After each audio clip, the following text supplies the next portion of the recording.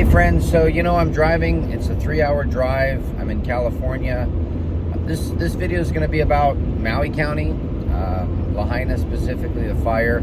I'm meeting with a man over here named, I don't want to say his last name because I don't know how to say it properly, but I'll introduce you to him later in another video, probably the next one. Steven is his first name, Delhoff, something like that. I'm going to be talking more about the fires. There's an upcoming video that he's working on that I'm going to post. And I'm going to talk about Eric West. I just watched another Eric West video this morning. Yeah, thank you, Eric, for exposing things, for sharing facts. There's a lot of corruptness in the world. There's a lot of corruptness. When money starts coming in and lining their pockets, the good people start becoming bad. And just because you're exposing things doesn't mean you're good. I appreciate Eric's exposing things and talking about it, but that doesn't necessarily mean, Eric, that you're good.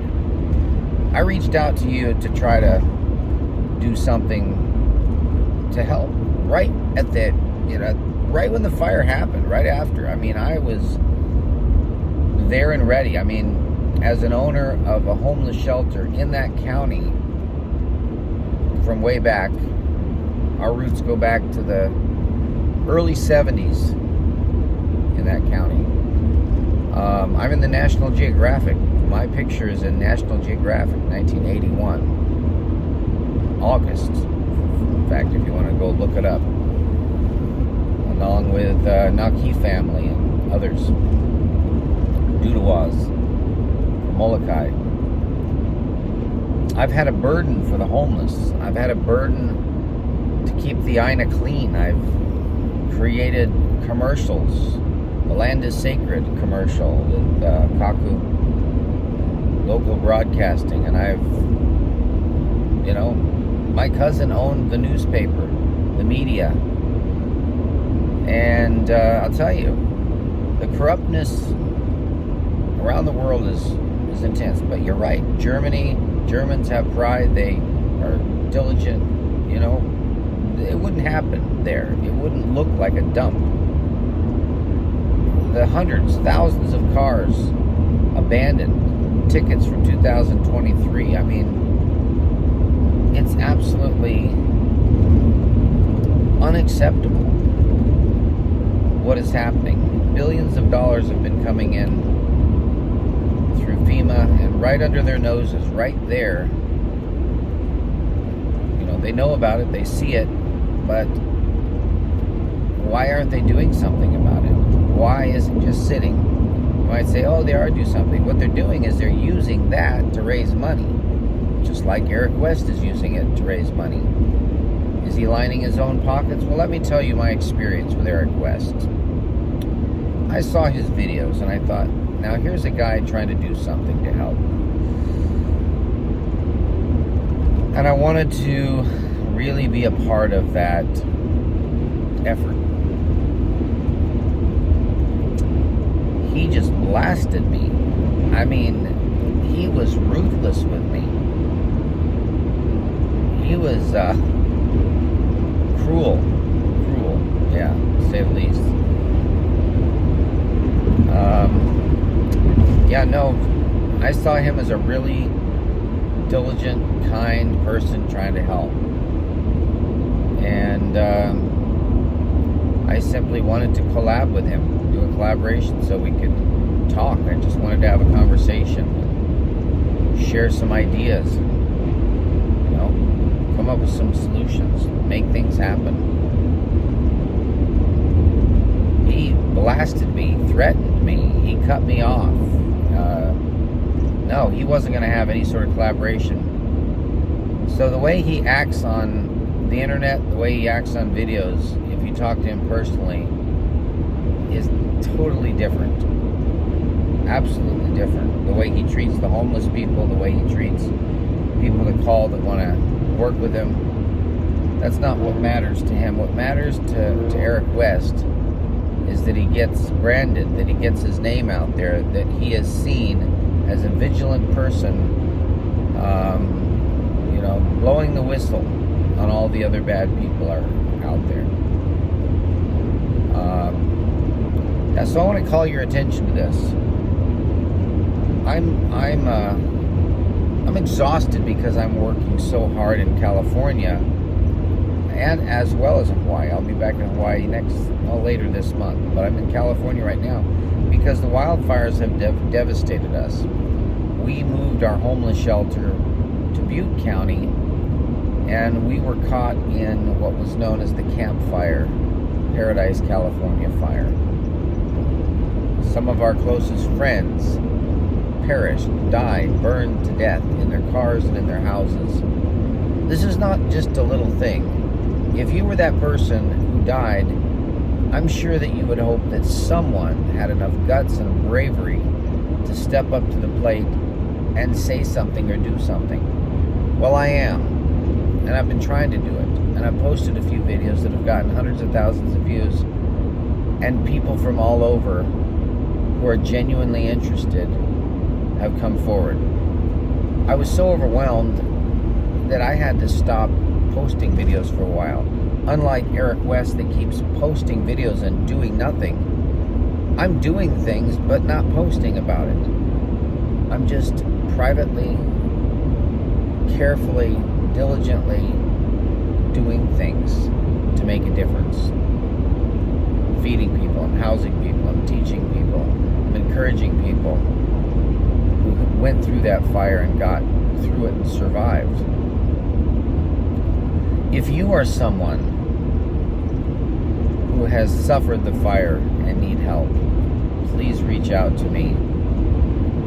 I totally understand. I totally empathize. I am totally on your side, and I will do whatever I can to help you. Okay? But there are people in around Lahaina, like Don Stone, like Fish. There are people there who enjoy the media's attention. Social media, maybe. Whatever it is. Even if it's not mainstream. So, yeah.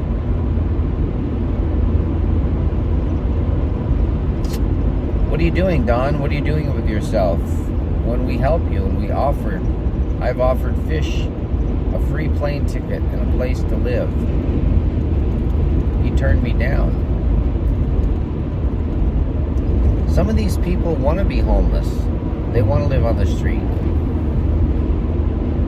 And I do understand the predicament that the government's in, but the government's made up of people. And the people, excuse me, trying to wake up. The people are just doing the wrong thing. So I agree with Eric West that he's exposing these people, and he's got a wife who loves him. His kids are respectful. His son is a good man. But Eric, what you did to me was unacceptable. And it's not because I have pride or because I care about my own ego. It's because when you get two people together who are movers and shakers, you can actually get something done. But you get one person, hooting and hollering and shouting, unless people join in, what can you really do? And if everyone that actually reaches out to you in a way that says, hey, I want to get your attention,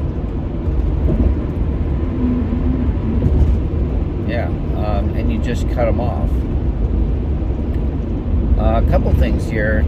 We here in Butte County, where I'm at right now, and also in Maui County, what we tried to do was to not step forward and ask for any aid of any kind. As a ministry, Kalapa Ministries, like the Kalapa House of Charity for Maui County, we we don't want to be like out there begging. We're the ones to be giving.